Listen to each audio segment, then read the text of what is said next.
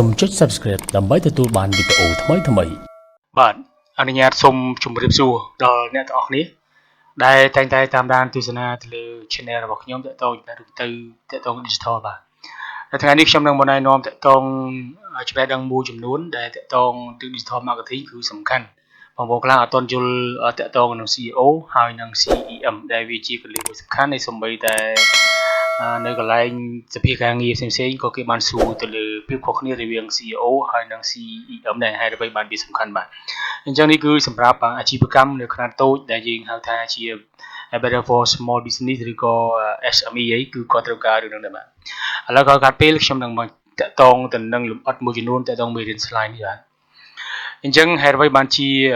SEO ហើយនិង SEM វាសំខាន់សម្រាប់អាជីវកម្មនាសម័យ digital នេះដោយសារតែអាជីវកម្មខ្នាតតូចគឺត្រូវតែបង្កើតទៅលើចរាចរណ៍នៃគេហទំព័រដែលមានគុណភាពខ្ពស់ពីម៉ាស៊ីនស្វែងរកដើម្បីរីកចម្រើនទៅតាមអ៊ីនធឺណិតប៉ុន្តែមានភាពច្របូកច្របល់ជាច្រើនដែលរវាងការស្វែងរកទៅលើ organic ហើយនិង paid search បាទដែលយើងហៅថាជា SEO ហើយនិង SEM នេះហើយមួយណាដែលវាល្អបំផុតសម្រាប់ម្ចាស់អាជីវកម្មជាទូទៅលក្ខណៈខុសគ្នារវាង SEO ហើយនិង SEM នេះគឺវាខុសគ្នាក៏វាមិនខុសគ្នាច្រើនដែរអញ្ចឹង SEO វាត្រូវបាន stand for វាឲ្យជាអក្សរពេញដែលយើងហៅថាជា Search Engine Optimization ហើយ refer to ទៅលើ practice នៃ increasing ទៅលើ performance inនៅក្នុង organic ដែលជា Search Engine Result Page អញ្ចឹងនៅក្នុងនេះយើងអាចនិយាយថា SEO នេះវាគឺជាប្រភេទនៃម៉ាស៊ីនស្វែងរកបាទទៅលើ organic research engine ដែលវាជាលទ្ធផលទៅលើ page អីផ្សេងៗចំណែក SEM វាឈរជា search engine marketing ហើយវាសំដៅទៅលើ money back ឬក៏ research engine marketing ទៅលើ activity ដែលដូចជាការទិញអីមួយចឹងដែលយើងយូរទៅវាអាចឲ្យ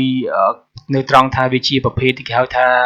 PPC ឬក៏ជា pay per click ad បាទអញ្ចឹងកន្លែងនេះវាខុសគ្នានៅត្រង់ថាមួយវាជាម៉ាស៊ីននៃស្វែងរក research ដែលវាតកតងទៅនឹងប្រភេទ result page ផ្សេងៗដែលយើងចង់បានមើលព័ត៌មានលម្អិតផ្សេងៗហើយនឹងក្រោយនេះខ្ញុំនឹងបង្ហាញអំពីរូបភាពមួយចំនួនដែលតកតងនឹងភាពខុសគ្នាហើយចំណែក SME បើនិយាយទៅការធ្វើទីផ្សារផ្នែក research លើម៉ាស៊ីនដែលវាតកតងទៅនឹងការ ad មួយចំនួនទៅលើ Google Ad ឬក៏ Facebook Ad ផ្សេងៗវាតកតងនឹង pay per click ហ្នឹងហើយឥឡូវយើងមកមើលខាងក្រោមនេះដែលវាតកតងទៅនឹងគោលបំណងទៅលើ SEO ហើយនិង SEM នៅក្នុងប្រភេទនេះគោលបំណងវាគឺដើម្បីទទួលភាពមើលឃើញកាន់តែច្រើននៅលើគេហៅថា search engine result page ហើយចំណែក SEO នេះក៏ធ្វើឲ្យគេហទំព័រកាន់តែប្រសើរឡើងសម្រាប់ search engine ដែរចំណែក SEM វាគឺធ្វើឲ្យទៅលើការផ្សព្វផ្សាយពាណិជ្ជកម្មដែលវាជាការបង្ប្រាក់របស់អ្នកមកកាន់តែមានប្រសើរឡើងអញ្ចឹងមួយតកតងការចំណាយមួយទៀតតកតងនឹង research ទៅលើ keyword ផ្សេងៗទៅលើ tag ផ្សេងទៅលើ hashtag ផ្សេងហើយតកតងទៅនឹង website មួយចំនួនដែលយើងត្រូវការបាទនេះគឺជាប្រភេទដែលយើងអាចឲ្យឈ្មោះថាជារូបភាពទៅលើ SEO អញ្ចឹង SEO នេះគឺជាការ research ទៅលើ page នេះអ្នកនរគ្នាឃើញទេអញ្ចឹង SEM នេះគឺវាខុសគ្នាត្រង់ ad នេះអញ្ចឹងពេលវាចេញមកគឺវារាំងស្តៀងគ្នាគ្រាន់តែមួយតកតងនឹង ad មួយទៀតតកតងទៅនឹងគេហទំព័រ website ផ្សេងៗដែលយើងអាចមើលភាពខុសគ្នារបៀបហ្នឹងបាទទៅការស្វែងយល់ទាំងអស់ហ្នឹងអ្វីដែលយើងរាប់បញ្ចូលនៅក្នុង SEM វាអាចទី1តកតង research ad ទី2តកតង dynamic research ad ហើយទី3តកតងទៅនឹង remarketing list for research ដែល ad ហ្នឹងគេយើងអក្សរកាត់ហៅថាជា LSA campaign នេះគឺជាប្រភេទដែលយើងនិយាយទៅវាអាចនឹងចេញរបៀបហ្នឹងដែលយើងអាចមើលឃើញថាវាជាប្រភេទទៅលើ SEM បាទ SEM មួយទៀតទី4នោះគឺប្រភេទ mobile ad ក៏យើងអាចរាប់ចូលទៅនឹង SEM ដែរហើយទី5នោះគឺតកតង shopping campaign ad ក៏វាតកតងទាំងអស់ហ្នឹងដែរដែលយើងហៅថាជាប្រភេទ SEM អញ្ចឹងសរុបមកវាជាកត្តាទាំង5នេះគឺតកតងទៅនឹង SEM search ad dynamic search ad remark ឬក៏យើងហៅសកាត់ថាជាប្រភេទ LSA campaign ហើយទី4នោះគឺ mobile ad ហើយនិងទី5គឺតកតងទៅនឹង shopping campaign ad ដែលវាជាប្រភេទទៅលើ SEM បាទអ្វីដែលជារាប់បញ្ចូលទៅលើ search engine optimization ដែលយើងហៅថាជាប្រភេទ SEO នោះទី1គឺលក្ខណៈខុសគ្នាលើប្រភេទនេះវាអាចជា on site SEO ដែលវាសម្ដៅលើ content ហើយនឹង outpage SEO ដែលយើងអាចផ្ដោតទៅលើ digital public relation ឬក៏អក្សរកាន់ហៅថាជា PR ឬក៏ជា technical SEO ដែលជាប្រភេទដែលយើងហៅថាជាប្រភេទ SEO ហ្នឹងហើយគឺជាប្រភេទនៃការស្វែងរកដែលជាម៉ាស៊ីនស្វ័យប្រវត្តិទៅលើទាំងអស់ហ្នឹងបាទនៅទីនេះក៏មានការខុសប្រភេទខុសគ្នាជាប្រភេទរបស់ SEO campaign ដែរហើយដែលវានឹង manage បាទវាគ្រប់គ្រងទៅលើសកម្មភាពការ performance ដែលយើងហៅថាជាការអនុវត្តផ្សេងៗដូចជា key research keyword research ដូចខ្ញុំនិយាយពីដើមអញ្ចឹង keyword research content development នេះគឺតកតងការអភិវឌ្ឍទៅលើមាតិកាទៅលើ on page ហើយនឹង content marketing ទៀតវាតកតង social media ហើយនឹង backlink ឬក៏ link ដែលវា link ដែលហៅថាជា outside បាទជា backlink ផ្សេងៗហើយនឹងការបង្កើតទៅលើផ្សេងៗក៏តកតងនឹងប្រភេទ SEO campaign ដែរមួយទៀតគឺតកតង optimization of web page ហើយដែលយើងថាជា research console notification ដែលវាតកតងនឹងគេហទំព័រ website បាទហើយ technical SEO checklist item ផ្សេងៗក៏វាតកតងនឹង SEO ដែរចុងក្រោយនេះគឺតកតងឲ្យចាស់ search strategy ដែល based on ទៅលើ audit ដែលយើងតកតងទាំងអស់ហ្នឹងអញ្ចឹងប្រភេទនេះគឺវាតកតងការ research keyword ជា organic ផ្សេងៗដែលយើងនិយាយអំពីទៅលើ SEO នេះគឺជាប្រភេទ SEO structure ដែលយើងអាចនិយាយបានថាវាមាន outside SEO វាមាន on-site SEO វាមាន link building ហើយនឹង usability អញ្ចឹងទាំងអស់នេះ outside SEO វាអាចជា link building online brand present ឬក៏ SMM ហើយនឹងប្រភេទមួយទៀតដែលយើងឲ្យឈ្មោះថាជាប្រភេទ keyword internal linking ឬក៏ update copy ឬក៏ប្រភេទ article ផ្សេងដែលយើងនិយាយពីទាំងអស់ហ្នឹងហើយដែលជាប្រភេទរបស់ SEO នៅក្នុងប្រភេទ SEM បាទ search engine marketing គឺទៅលើ marketing ranking target group ហើយនឹង performance measurement ការប្រវែងទៅលើការអនុវត្តផ្សេងហើយនឹង qualified traffic ដែលវាតកតង traffic មាន content search និង link ដែលវាតកតងពីហ្នឹងក៏វាមិនខុសគ្នាច្រើនដែរគ្រាន់តែវាបែងចែកផ្នែកផ្សេងគ្នាសម្រាប់ PCC ដែលយើងនិយាយអំពី paper click ហ្នឹងគឺតកតងនឹង ad copy ជាដើមបាយឬក៏ដឹងជាបាយនឹងជាទៀតទេបាទអធិស្ឋានផងហើយ orient targeting មាន landing page ឬក៏ keyword ដែលវាតកតងទាំងអស់ហ្នឹងសុទ្ធតែតកតងទៅនឹង paper click បាទ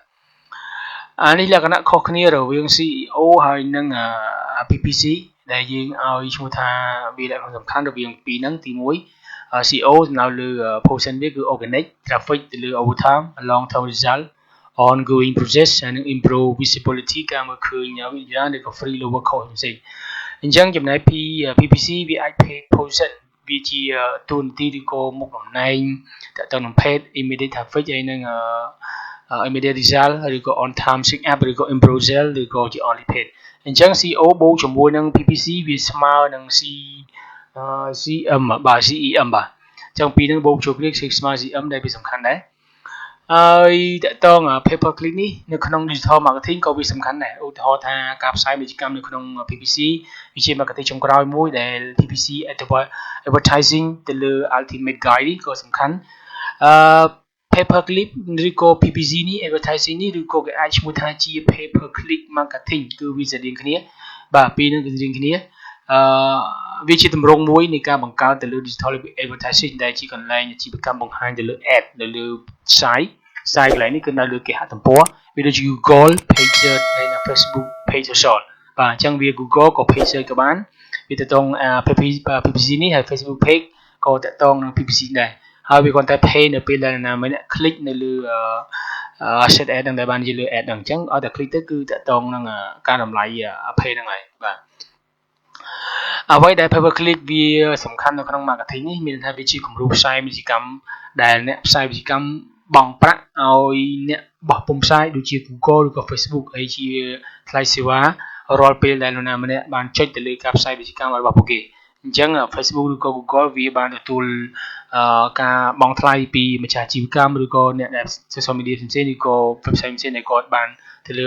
Google Ads ហ្នឹង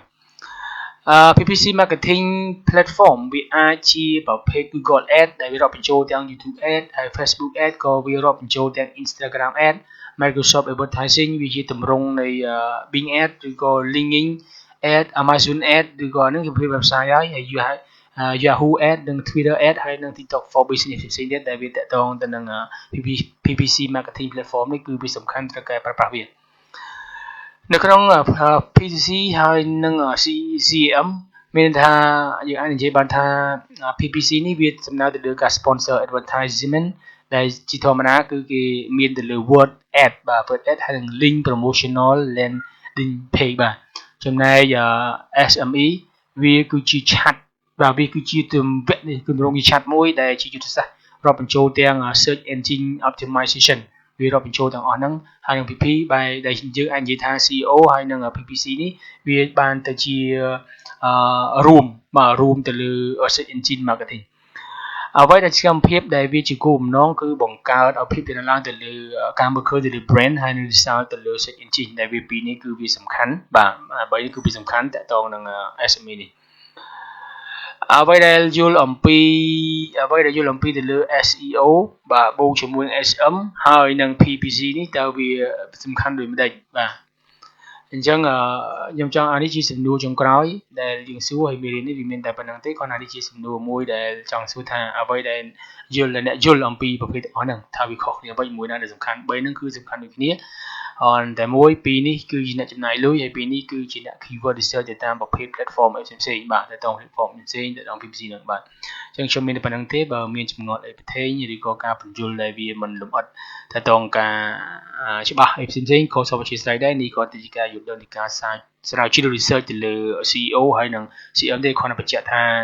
នេះគឺជាចំណុចសំខាន់មួយដែលអ្នកគ្នាត្រូវតែយល់ដឹងពីវាដែរដោយសារតែនៅកន្លែងការងារខ្លះគេនឹងសួរតកតនឹងប្រភេទពីរហ្នឹងបាទអញ្ចឹងខ្ញុំមានតែប៉ុណ្្នឹងទេហើយជួបគ្នាសម្រាប់វីដេអូក្រោយអរគុណចំពោះការតាមដានទស្សនាទៅលើការបង្ហាញអំពីចំណុចទូទៅនៃ slide នេះបាទជួបគ្នានៅវីដេអូក្រោយ